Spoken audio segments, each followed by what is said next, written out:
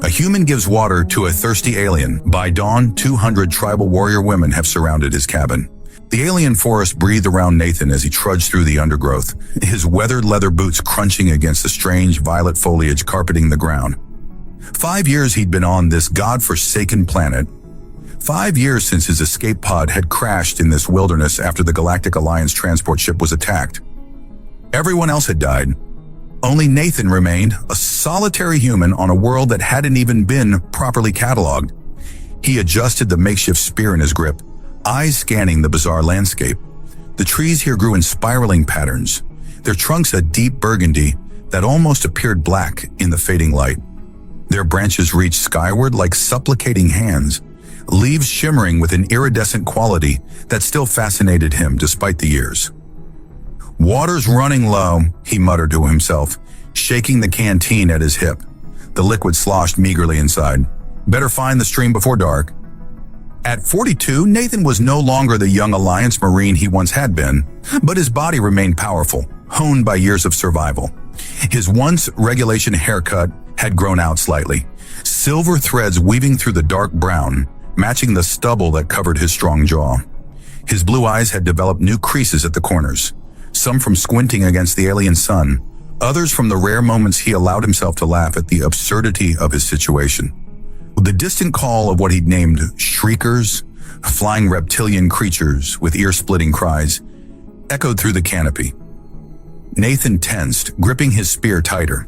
Twilight was the most dangerous time in these woods. Predators emerged from their daytime hiding places, hungry and hunting.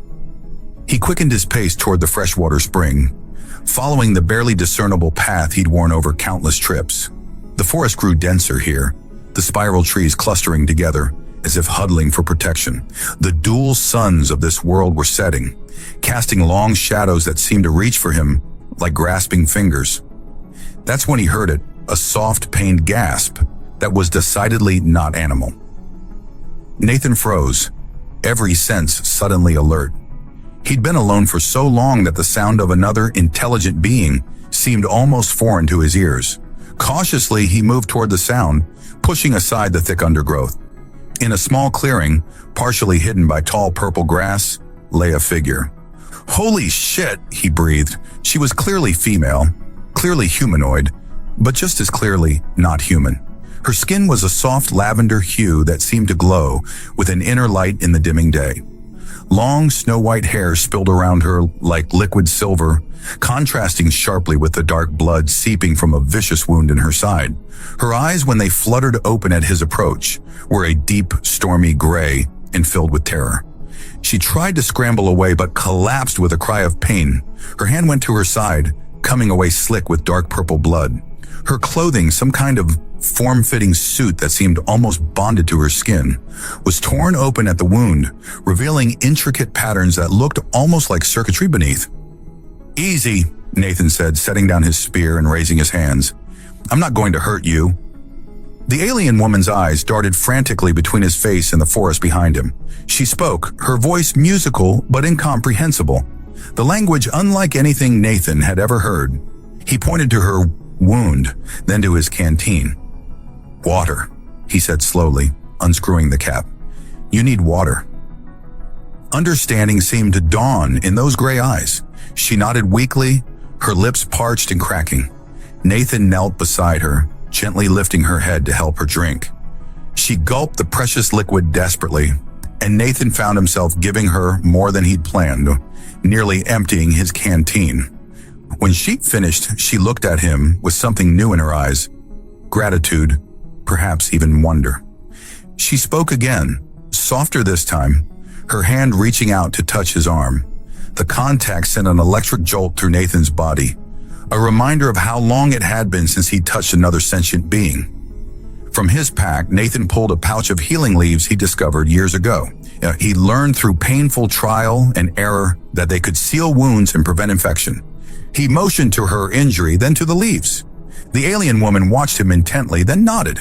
She winced as he carefully applied the crushed leaves to her wound, but didn't pull away. When he finished, she spoke again, the musical language flowing like water. Though he couldn't understand the words, the meaning was clear: gratitude. She attempted to stand, but Nathan gently pressed her back down. "You need rest," he said, knowing she couldn't understand but hoping his tone conveyed his meaning. "I've got to get back before dark." The alien woman seemed to understand. She nodded, then reached for something at her neck, a small pendant that glowed with an inner light. She pressed it into Nathan's palm, closing his fingers around it, her eyes intense as she spoke again. Nathan nodded, though he had no idea what she was trying to tell him. "I'll check on you tomorrow," he said, rising to his feet. "Try to stay hidden." With a final glance at the strange, beautiful creature, Nathan turned and headed back toward his cabin. The twin suns had nearly disappeared now, and the forest was growing darker by the minute. He needed to get behind his reinforced walls before the night predators began their hunt. As he walked, he couldn't shake the feeling that everything was about to change.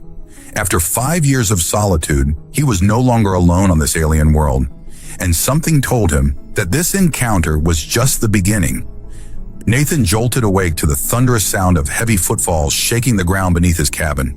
For a moment, he thought he was back on Earth experiencing an earthquake, but the rhythmic nature of the vibrations told him otherwise. Many somethings were surrounding his home. Grabbing his handcrafted spear, he cautiously approached the window, his heart hammering against his ribs. The sight that greeted him stole his breath away. Hundreds of massive reptilian beasts, like dinosaurs but with iridescent scales that shifted colors in the morning light, surrounded his cabin in a perfect circle.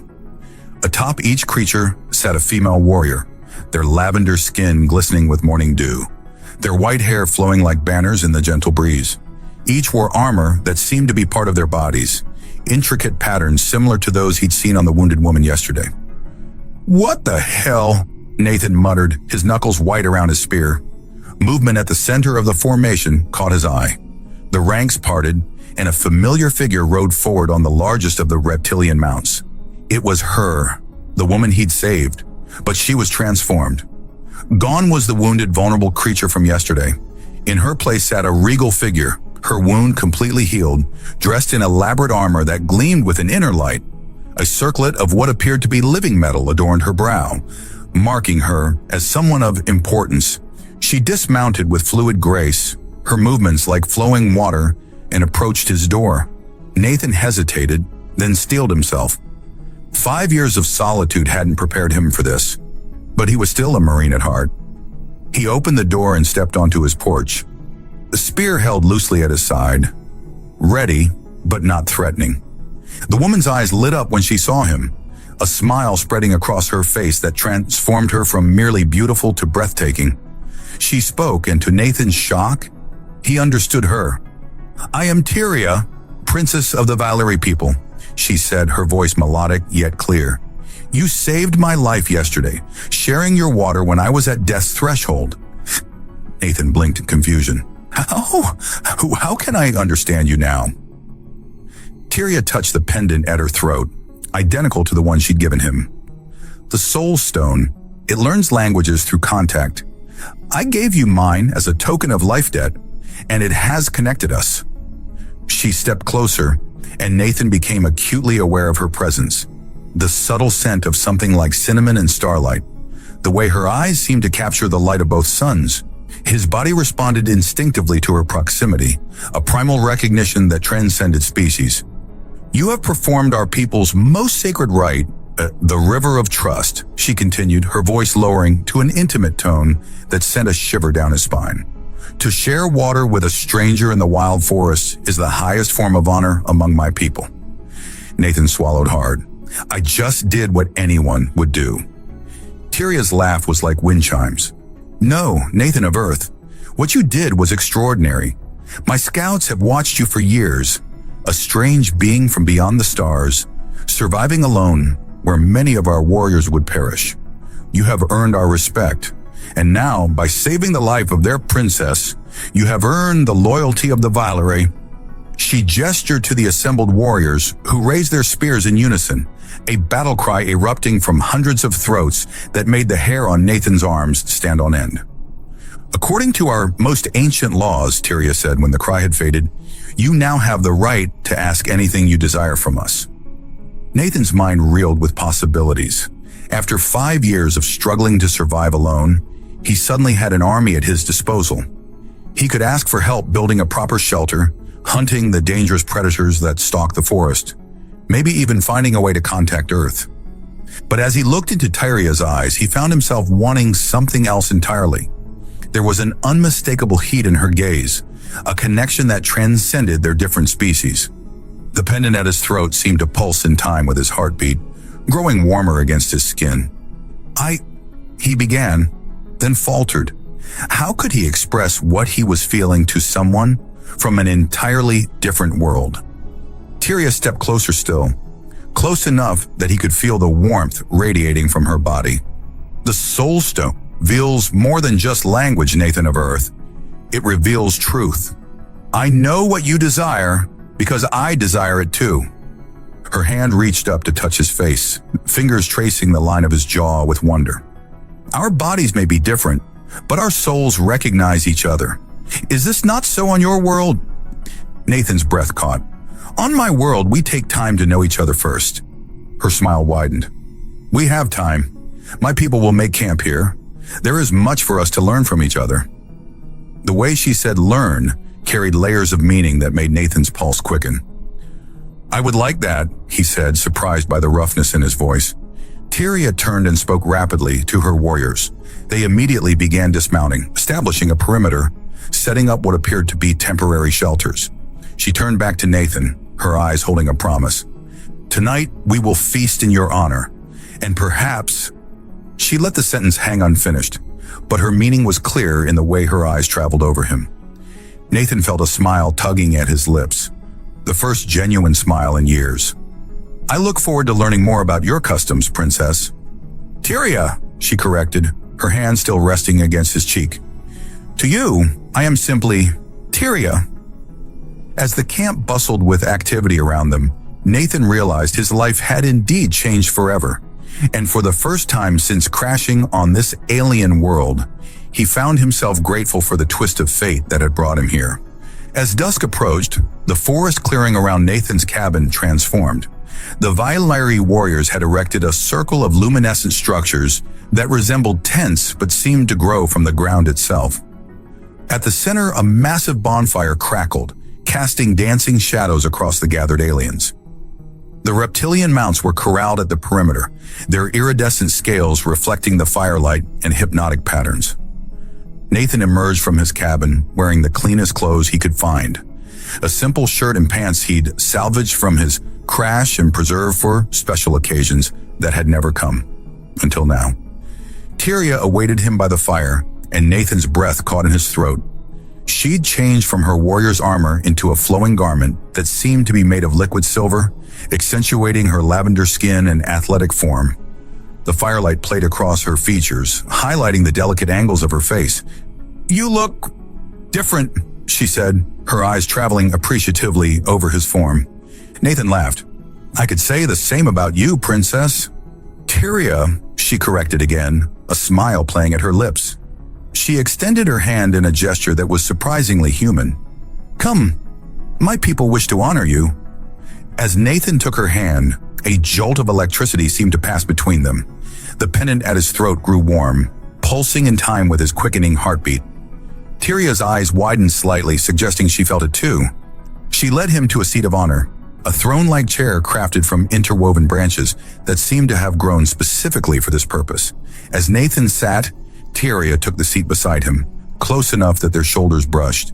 Around them, the Vailari warriors gathered, their curious eyes fixed on the human in their midst. Tonight we feast in honor of the Water Giver, Tyria announced, her voice carrying across the clearing. The one who has awakened the ancient bond between our peoples. A murmur rippled through the gathered warriors. Nathan leaned toward Tyria. Ancient bond? What do you mean? Before she could answer, several Vailari approached bearing platters of food, strange fruits and what appeared to be roasted meat. The aroma made Nathan's mouth water. After years of subsisting on whatever he could hunt or gather, this feast seemed like a dream.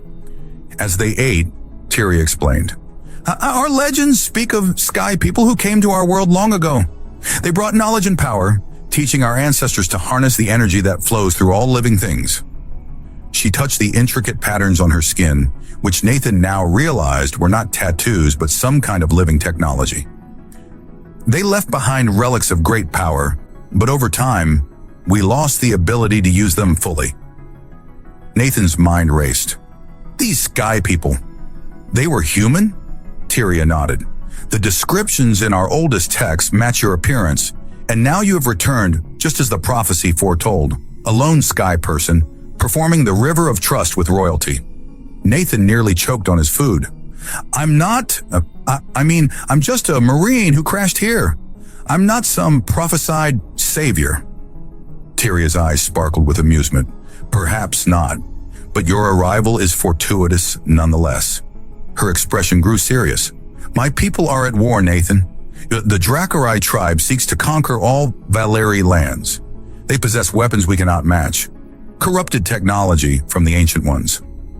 And you think I can help? Nathan asked. I know you can. Tyria leaned closer, her voice dropping to an intimate whisper that sent shivers down his spine. Your vessel, the one that brought you to our world, it crashed in the Forbidden Valleys. Our scouts found it years ago, but could not approach due to the guardian beasts. Inside may lie the key to defeating the Dracarai. Nathan's heart raced. His escape pod had contained emergency supplies, communications equipment, and weapons, all useless to him after the crash damaged the systems beyond his ability to repair. But to a people with knowledge of the technology's principles, I'll help you, he said, surprising himself with the conviction in his voice. 5 years of isolation had dulled his sense of purpose. Now it returned with startling clarity. Tyria's face lit up with joy. She impulsively leaned forward, pressing her forehead against his, an intimate gesture that felt both alien and perfectly natural. Thank you, she breathed, her scent enveloping him, intoxicating and exotic. As the feast continued, warriors approached to share stories of battle and survival. Nathan found himself recounting tales from his military days, surprised at how easily the memories flowed after years of suppressing them. The Valyri listened with rapt attention, especially when he described human warfare and tactics. Later, as the celebration reached its peak, Tyria led Nathan away from the crowd toward the edge of the clearing where the forest loomed dark and mysterious. There is something else I must show you, she said, her voice carrying an undercurrent of excitement. She guided him to a small structure separate from the others. Her personal quarters, he realized. Inside, illuminated by bioluminescent plants, lay a collection of artifacts that looked distinctly human in origin. A cracked data pad, a communication relay, parts of what might have been a weapon. We have collected these over generations, Tyria explained, watching his face carefully, waiting for one who could unlock their secrets. Nathan picked up the data pad, his fingers remembering the familiar contours. This is Alliance technology, older model, but... He pressed a sequence of buttons, and to his astonishment, the screen flickered to life, displaying a partial star map. Tyria gasped, moving closer to him, her body pressing against his side as she stared at the glowing screen. You can make it work! Nathan turned to explain, but the words died in his throat. Tyria's face was inches from his, her eyes wide with wonder, lips parted in amazement. The pendant at his throat pulsed with heat, matching the rhythm of his racing heart. Tyria, he whispered, his voice rough with emotion. She met his gaze, understanding darkening her eyes. The soul stones connect us, Nathan. They reveal truth. And the truth is... She didn't finish the sentence, but her hand came up to touch his face, fingers tracing the line of his jaw with wonder. Nathan leaned forward, closing the distance between them. Their lips met, and the world seemed to explode in sensation. The kiss deepened, transcending the differences in their species, igniting a passion that had lain dormant in Nathan for too long. When they finally parted, both breathing heavily, Tyria's eyes shimmered with emotion. Stay with me tonight, she whispered. Let me show you how the Valyri honor their chosen ones. Nathan could only nod, words failing him as Tyria led him deeper into her quarters. The data pad forgotten for now, the war and its challenges a concern for tomorrow. Tonight belonged to them alone. Dawn broke with Nathan and Tyria emerging from her quarters, their bodies still humming with the lingering sensations of their night together. The connection they'd shared transcended physical differences, revealing a compatibility that had left both of them breathless with wonder. The soul stones had guided them, translating not just language but desire, showing each what the other needed in ways that words never could. Nathan felt reborn. 5 years of isolation had deadened something inside him that now blazed with renewed life. As they walked among the awakening camp, the Valyri warriors regarded them with knowing glances and subtle nods of approval. Apparently, their union carried significance beyond the personal. "My people see our bonding as fulfillment of prophecy," Tyria explained, her fingers intertwined with his. The Sky Person and the Water Princess joined as one. Nathan chuckled. "On Earth, we'd call that moving pretty fast." Tyria's brow furrowed. "Is this not acceptable among your people? Let's just say we typically have a few more dates before." He gestured vaguely between them, suddenly feeling awkward. Her laughter was musical. "The Soul Stones reveal truth, Nathan. They accelerate what might take your people years to discover. Why waste precious time when hearts recognize each other?" Before he could respond, a commotion erupted at the edge of the camp. A Valyri scout burst into the clearing, her mount heaving with exertion, its on scales flashing warning colors of crimson and amber. "Princess," the scout called, dismounting in a fluid motion. "Drakkari forces approach from the eastern ridge. Their scouts have discovered our position." Tyria's expression hardened instantly, the lover replaced by the warrior princess. "How many?" "At least 3 hunting parties, armed with the burning spears. They ride the black-scaled beasts." Nathan felt the camp transform around him, warriors donning armor and gathering weapons with practiced efficiency. "How long do we have?" he asked. The scout assessed him with newfound respect. 1 hour, perhaps less, Skywalker." Tyria turned to Nathan, her eyes intense. "We must prepare for battle. The journey to your crashed vessel must wait." Nathan's military training kicked in, years of combat experience flooding back. "Show me what we're up against. I need to know their tactics, their weapons." In Tyria's command tent, hastily erected at the center of camp, Nathan studied crude drawings of the Drakkari forces. They were humanoid like the Valyri, but with darker purple skin and more angular features. Their burning spears appeared to be energy weapons, possibly derived from the same ancient technology Tyria had mentioned. "Their mounts are faster than ours, but less maneuverable," Tyria explained. "They rely on speed and first strike advantage." Nathan nodded, a plan forming. "Then we deny them both." "Your warriors are skilled in close combat?" "The finest in the 7 valleys," Tyria confirmed, pride evident in her voice. "Good. We'll use the forest to our advantage." Nathan sketched a quick battle plan in the dirt floor. "Ambush positions here and here, force them to dismount, neutralize their ranged advantage." The Valyri commanders gathered around, initially skeptical of the human strategy, but growing more impressed as he explained the tactical reasoning. This wasn't just about brute force, it was about leveraging strengths and exploiting weaknesses. "Your mind works differently than ours," one commander named Thera observed. "You see patterns we do not." "Human warfare evolved through thousands of years of conflict," Nathan explained. "We learned the hard way that the strongest don't always win. The smartest do." As the warriors dispersed to prepare their defenses, Tyria pulled Nathan aside, her eyes searching his. "You fought in many battles?" Nathan nodded grimly. "More than I care to remember." She touched his face gently. "Last night I felt your pain, your memories. The soul stones hide nothing." He looked away, uncomfortable with the thought that she had glimpsed the darker chapters of his past, the failed missions, the lost comrades, the decisions that still haunted him.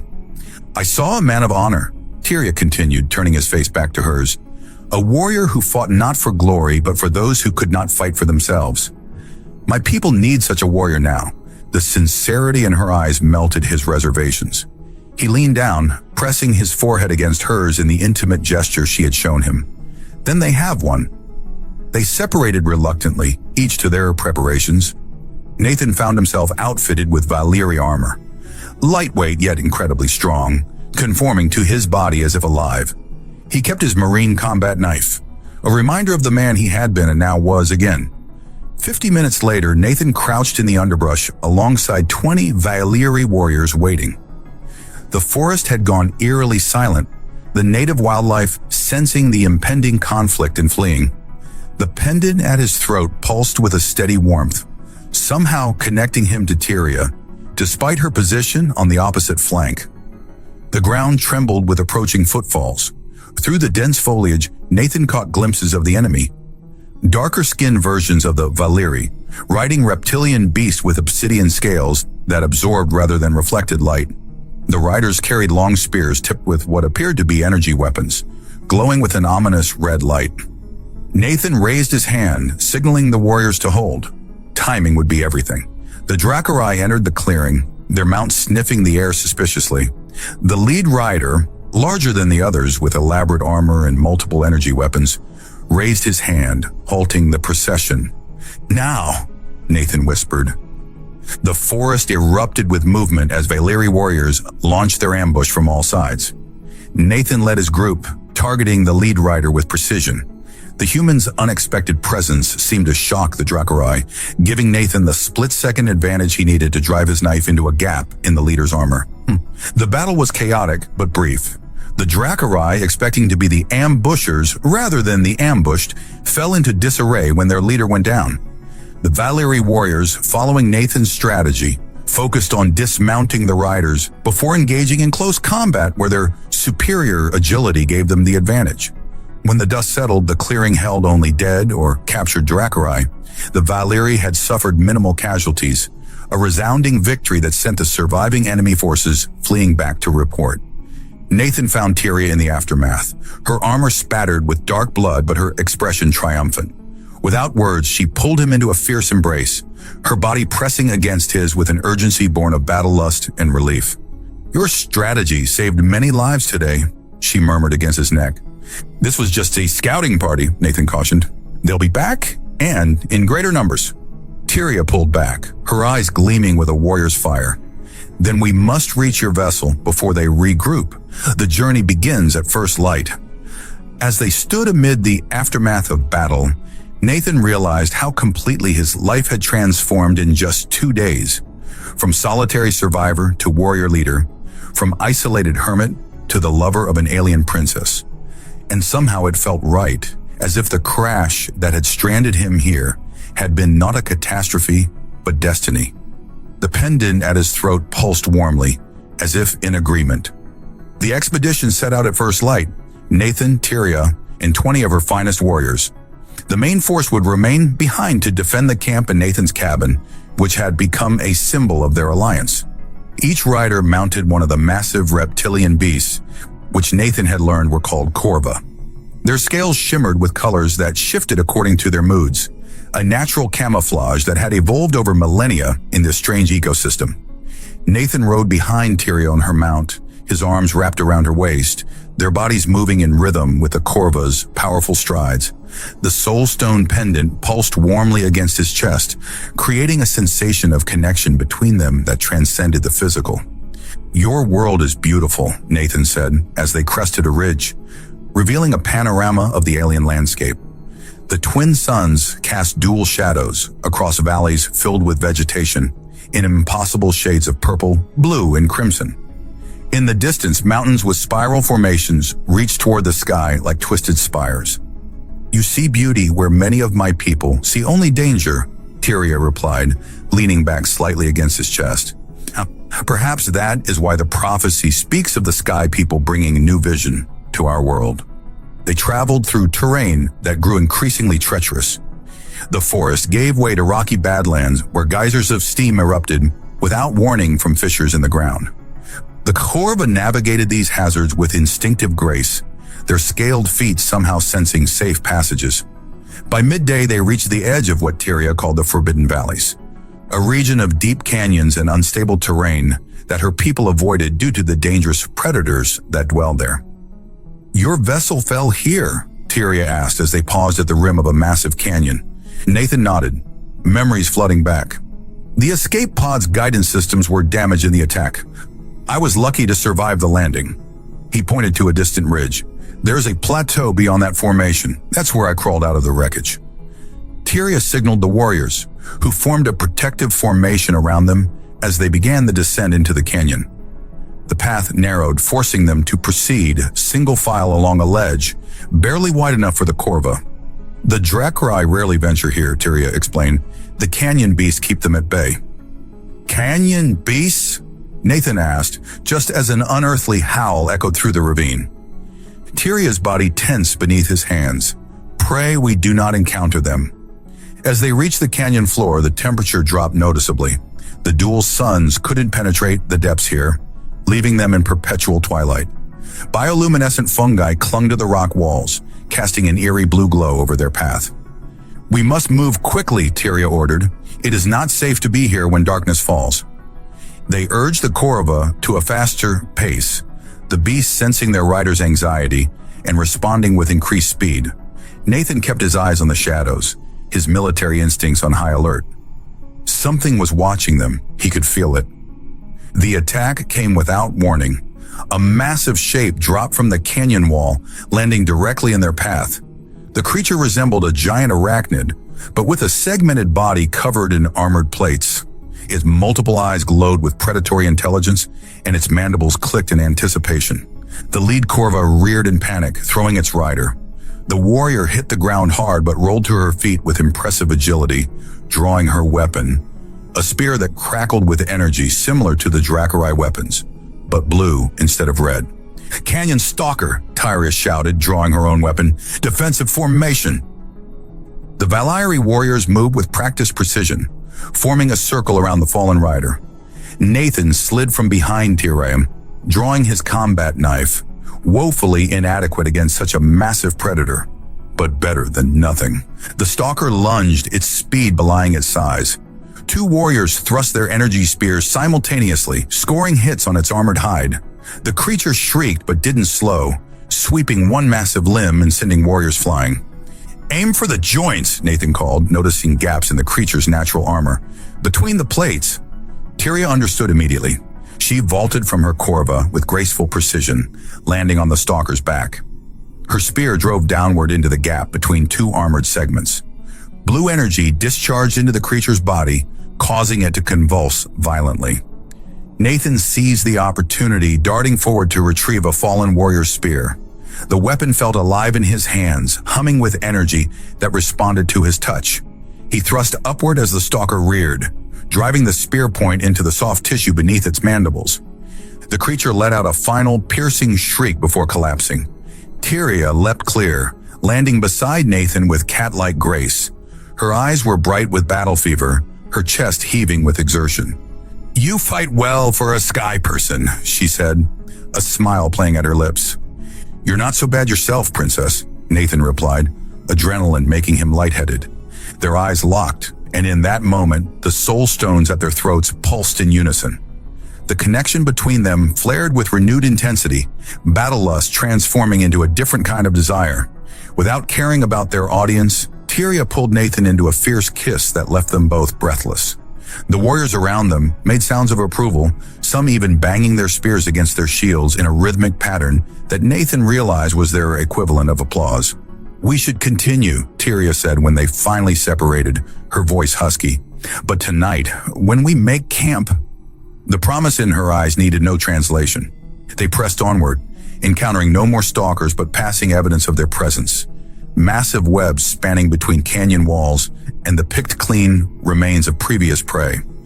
By late afternoon, they reached the base of the ridge Nathan had indicated. The plateau is just beyond, he said, pointing to a narrow path that wound upward. But we won't make it before dark. Tyria nodded. We will make camp here and ascend at first light. The stalkers rarely hunt in open terrain. They established a defensive perimeter in a small cave at the base of the ridge. The warriors set up bioluminescent markers around the perimeter, warning systems that would alert them to approaching danger. Inside, they kindled a small fire using fuel that produced almost no smoke. As night fell, Nathan and Tyria sat slightly apart from the others, sharing a meal of preserved fruits and what tasted surprisingly like jerky. The soul stones glowed softly in the dim light, casting a gentle radiance over their faces. Tomorrow we reach your sky vessel, Tyria said quietly. What do you hope to find there? Nathan considered. Communications equipment, if it's still functional. weapons. Technology that might give your people an edge against the Drakkari. Tyria's fingers traced patterns on the back of his hand, sending shivers up his arm. And after? If we defeat our enemies, what then for the Sky Man who fell to our world? The question caught Nathan off guard. He'd been so focused on survival for so long that he'd never considered a future beyond it. Now looking into Tyria's eyes, he found himself wanting things he'd never thought possible. I guess that depends, he said, his voice low, on whether a certain princess might want me to stick around.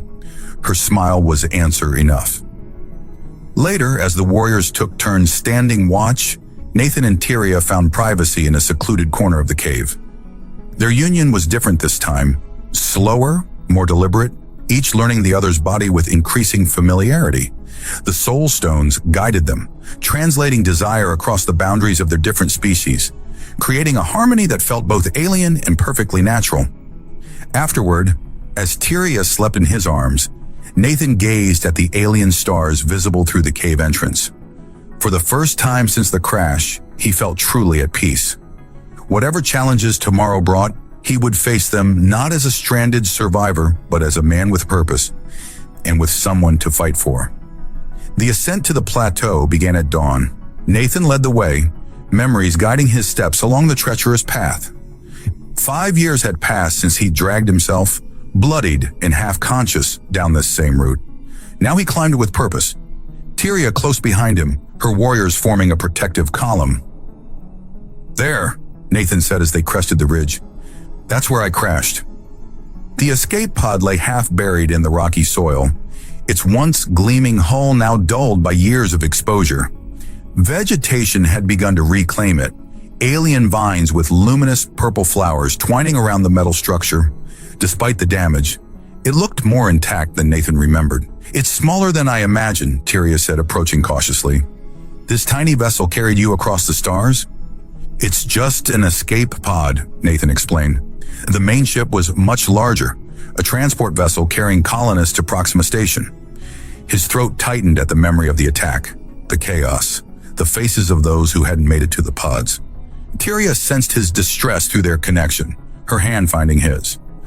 "You survived for a reason, Nathan. Perhaps this is it." They approached the pod while the warriors established a perimeter around the plateau. The hatch was partially open, just as Nathan had left it. He peered inside, surprised to find the interior relatively untouched by the elements. The pod's self-sealing design had protected its contents better than he'd expected. "Let's see what we can salvage," he said, climbing inside. The emergency supplies were depleted. He'd used those in his first desperate months on the planet. But the communications array and weapons locker remained largely intact, sealed behind access panels he hadn't been able to open in his injured state. "This is what we need," Nathan said, running his hands over the comm panel. "With some work, I might be able to get this operational." He entered his Alliance security code, and to his surprise, the panel hummed to life. Emergency power reserves still functioning after all these years. A holographic display flickered into existence, bathing the pod's interior in blue light. "By the first waters," Tyria breathed, reaching out to touch the hologram, her fingers passing through the light. "The legend spoke true. The Sky People command the very essence of stars." Nathan smiled at her wonder. "It's just technology, Tyria. Your people have it too, though different." He accessed the communication system, hope rising as diagnostics showed the quantum relay was damaged but repairable. With the right components, he could send a distress signal to the Alliance. Help could come. Rescue, perhaps even reinforcements. The weapons locker yielded even more immediate treasures. 2 pulse rifles with half-charged power cells, a handful of concussion grenades, and his old service pistol. Not an arsenal, but enough to give them an edge against the Drakkari's energy spears. As Nathan gathered these supplies, something caught his eye. A data crystal glowing faintly in a recessed compartment. He didn't remember seeing it during his frantic escape. Curious, he inserted it into the pod's reader. The holographic display shifted, showing a star map of this sector. A pulsing marker indicated their current position, but there was something else. Another marker, not far from their location, labeled Forward Base Alpha. "There are other humans here," Nathan murmured, zooming in on the marker.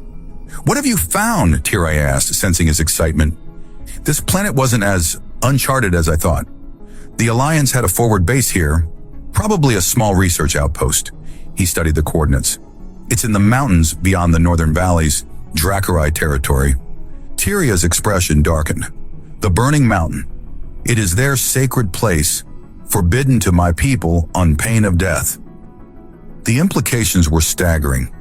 If the Alliance had established a base here, they might have interacted with the local populations. The Sky people of Valyri legend could indeed have been human researchers or military personnel. A shout from outside interrupted his thoughts. "Princess! Riders approaching from the south." They emerged from the pod to see one of Tyria's scouts pointing toward a dust cloud in the distance. Through the haze, dark shapes moved with ominous purpose. Dracorai warriors on their black, scaled mounts, dozens of them. "They've tracked us," Tyria said grimly, drawing her weapon. "We're outnumbered." Nathan assessed their position. The plateau offered a defensible location with limited access points, but they were exposed with little cover. His mind raced through tactical options. "Get your warriors into position around the pod," he ordered, slinging one of the pulse rifles over his shoulder. "We'll use it as a strong point." As the Valyri moved to defensive positions, Nathan quickly instructed them on the use of the Alliance weapons, distributing them to the most skilled warriors. The soul stone at his throat pulsed with increasing warmth, his connection to Tyria intensifying as danger approached. She stood beside him at the edge of the plateau, watching the approaching enemy. "There are too many," she said quietly. "Even with your sky weapons, we cannot hold them all." Nathan's hand found hers, their fingers intertwining. "Then we make them pay dearly for every step." He turned to her, drinking in the sight of her, fierce and beautiful in the alien sunlight. "Tyria, if we don't make it through this..." She pressed her fingers to his lips, silencing him. "We will survive, Nathan of Earth. The prophecy is not yet fulfilled." Her eyes held a certainty that steadied him. "The river of trust flows between us now, stronger than any tide. Where water has joined, not even death can separate." The intensity of her gaze, the conviction in her voice, stirred something primal in Nathan. Despite the approaching danger, or perhaps because of it, desire flared between them, hot and urgent. The soul stones blazed with shared emotion, creating a feedback loop of sensation that transcended the physical. Their kiss was fierce and desperate, a promise and a prayer wrapped into one. When they parted, both were breathing heavily, the connection between them almost visible in the air. "When this is over," Nathan said roughly, "we're going to need some privacy." Tyria's laugh was like music. "When this is over, Skywalker, I will show you pleasures that will make the stars themselves envious." The moment was shattered by the battle cry of the approaching Dracorai. They had reached the base of the plateau and were beginning to ascend the narrow path. "Ready weapons," Nathan called, raising the pulse rifle. The Alliance weapon hummed with power in his hands, familiar and reassuring. The first wave of Dracorai warriors appeared at the edge of the plateau. Their dark purple skin and red glowing weapons, a stark contrast to the Valyri's lighter coloration and blue energy. Their leader, a massive male with elaborate facial markings, raised his spear and shouted something in their harsh language.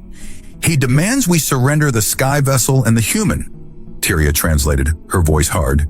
"He says you belong to them by right of prophecy." "Tell him I'm not property," or Nathan replied, taking aim. "And I choose my own destiny." Tyria shouted back in the Dracorai tongue, her words clearly defiant. The enemy leader's expression contorted with rage, and he signaled his warriors forward. "Here they come," Nathan said, his finger tightening on the trigger.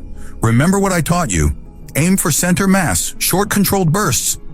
The plateau erupted in chaos as the Dracorai charged. The pulse rifles cut through the first wave with devastating efficiency, the Alliance weapons far superior to the energy spears. But there were too many, and they kept coming, using their fallen comrades as shields. Nathan fought with the precision of his military training, each shot finding its mark. Beside him, Tyria moved with lethal grace, her energy spear a blur of motion as she engaged the enemy in close combat. The soul stones connected them in battle as intimately as they had in passion, each sensing the other's movements, fighting as a single unit. But the Dracorai numbers were overwhelming. Slowly, inexorably, the defenders were pushed back toward the pod. 2 Valyri warriors fell, then another. Nathan took a glancing hit from an energy spear, the weapon burning through his armor to score his shoulder. "Fall back to the pod," he ordered, firing to cover the retreat. "Inside now!" They withdrew into the escape pod, using its metal hull as shelter. The Dracorai surrounded them, preparing for a final assault. Nathan knew they couldn't hold out much longer. The pulse rifles were running low on power, and they were down to half their original number. In that moment of desperation, the communications panel inside the pod suddenly flared to life. A voice crackled through the static, human, female, authoritative. "Alliance vessel, this is Captain Erica Chapman of the GAS Dauntless. We're picking up your emergency beacon. Respond if you can." Nathan lunged for the comm panel, his heart pounding. "Dauntless, this is Lieutenant Nathan Richards, Alliance Marines. We're under attack and need immediate assistance." "Lieutenant Richards?" The captain's voice registered surprise. "You've been listed as MIM for 5 years. Hold position. We're sending a dropship to your coordinates. ETA 3 minutes. Hope searched through Nathan. He turned to Tyria, who was watching him with a mixture of wonder and uncertainty. "Help is coming," he said, taking her hand. "But I need to know, what do you want, Tyria? If I leave with them, would you come with me? Or..." The question hung between them, weighted with possibility. Tyria's eyes searched his, the soul stone at her throat pulsing in time with his own. "The prophecy speaks of the sky person who would change our world," she said softly. "It does not say whether they remain or return to the stars." Her hand tightened around his. "But I know what I wish." Before she could continue, the Dracorai launched their final assault, swarming toward the pod from all sides. Nathan and the remaining Valeri warriors braced for impact, weapons raised for one last stand. The sky above them suddenly darkened as a massive shadow passed overhead. The distinctive roar of Alliance thrusters drowned out the battle cries as a military dropship descended toward the plateau, weapon systems online and targeting the Dracorai forces. "Cavalry's here," Nathan said with a grim smile, raising his rifle. "Let's give them a proper welcome." The Alliance dropship descended like an avenging angel, its weapon systems unleashing precise bursts of energy that scattered the Dracorai forces. Nathan watched in awe as the sleek military craft hovered above the plateau, its thrusters kicking up dust and debris. 5 years he'd spent on this alien world, and the sight of human technology now seemed almost as foreign to him as it clearly was to Tyria. "By the first waters," she breathed, her eyes wide with wonder. "Your people command such power." The dropship landed at the edge of the plateau, its rear hatch opening to reveal a squad of Alliance Marines in full combat gear. They moved with practiced efficiency, securing the perimeter and driving back the remaining Dracorai warriors, who retreated in disarray. A tall woman with captain's insignia strode down the ramp, her eyes scanning the scene until they locked on Nathan. "Lieutenant Richards," she said, extending her hand. "Captain Chapman, we thought you were dead."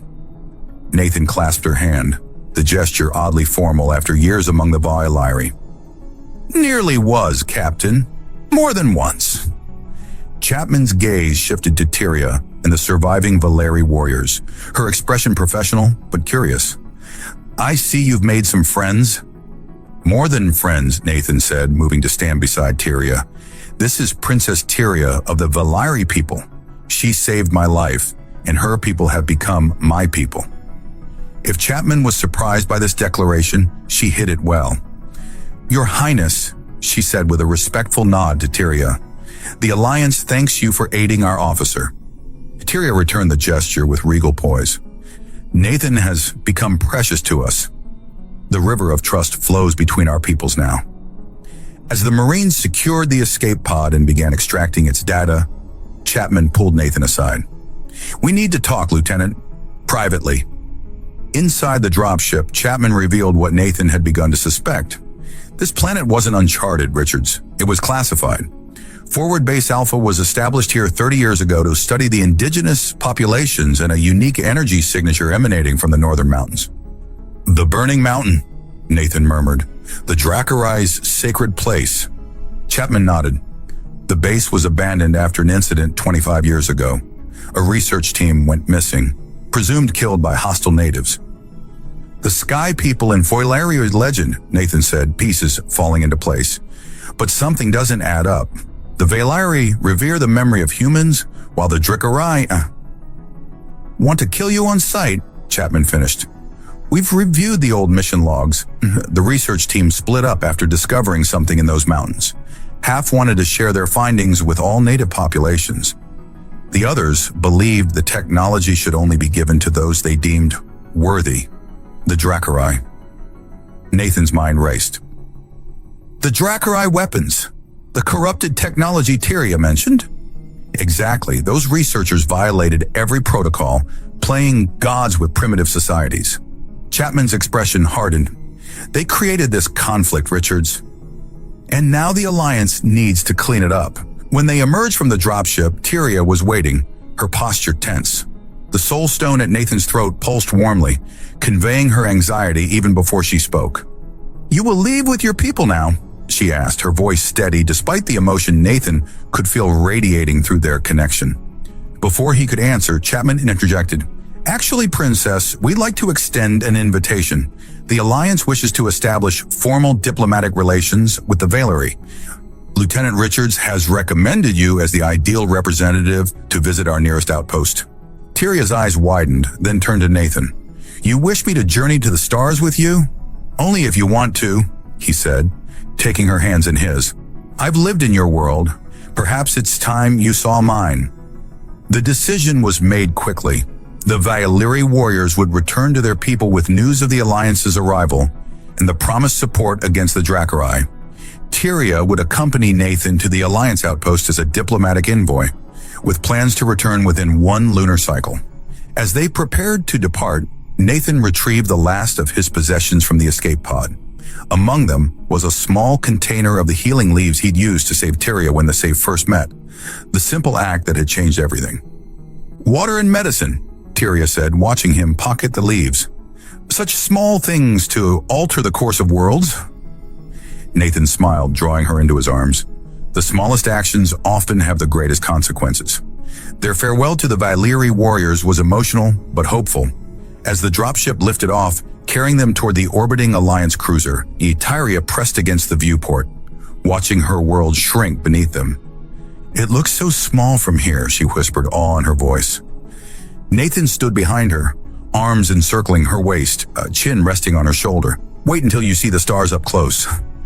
The 3 weeks aboard the Dauntless were a whirlwind of discovery. Tyria adapted to human technology with remarkable speed, her innate curiosity overcoming any cultural barriers. The Soul Stones continued to facilitate their communication. Though Tyria quickly began learning English directly, her linguistic abilities impressing even the ship's xenolinguists. At night, in the privacy of the quarters they shared, their passion for each other only deepened.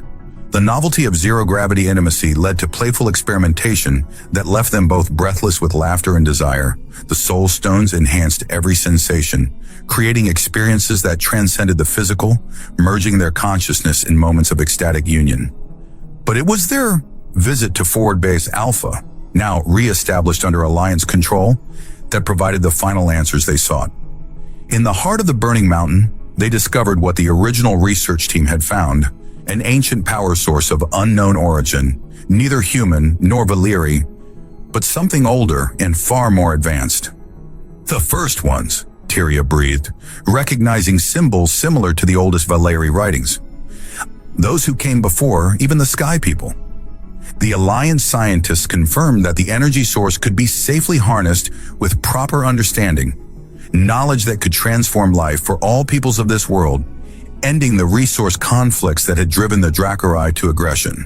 When they returned to Tyria's world a month later, they brought not only Alliance support, but a peace proposal for the Drakarai, offering them equal access to the properly managed energy source. After initial resistance, the demonstration of Alliance power, and the revelation of how the human researchers had manipulated them, convinced the Drakarai leadership to negotiate. 6 months later, Nathan stood on the porch of his rebuilt cabin, now the center of a thriving settlement where humans and Vailari lived and worked together. The Alliance had established a permanent outpost nearby, with plans for expanded diplomatic and scientific missions. Tyria emerged from inside, her lavender skin glowing in the light of the setting suns. The soul stone at her throat pulsed in harmony with his own, their connection now so deep that words were often unnecessary between them. "The Dracorai delegation has arrived," she said, moving to stand beside him. "Their leader wishes to perform the River of Trust ceremony with you." Nathan smiled, remembering how it all began, a simple act of sharing water with a wounded stranger. Funny how things come full circle. Tyria's hand found his, their fingers intertwining. The prophecy spoke true, though not as any of us expected. The sky person who changed our world did so not through power or technology, but through compassion. "And stubbornness," Nathan added with a grin. "Don't forget that part." Her laughter was like music, a sound he never tired of hearing. As they walked together toward the diplomatic gathering, Nathan reflected on the journey that had brought them here. From stranded survivor to diplomat, from solitary hermit to the consort of a princess, from giving water to a stranger to changing the course of an entire world. That night, after the ceremonies were complete and peace formally established between the three peoples, Nathan and Tyria retired to their private chambers. Under the light of alien stars streaming through the window, they came together with the familiar yet ever-new passion that defined their union. The soul stones glowed with shared emotion, their bodies moving in perfect harmony, transcending the differences between their species to find something universal, the connection between two souls who had found each other across the vastness of space. Later, as Tyria slept in his arms, Nathan gazed out at the settlement that had grown around his once lonely cabin.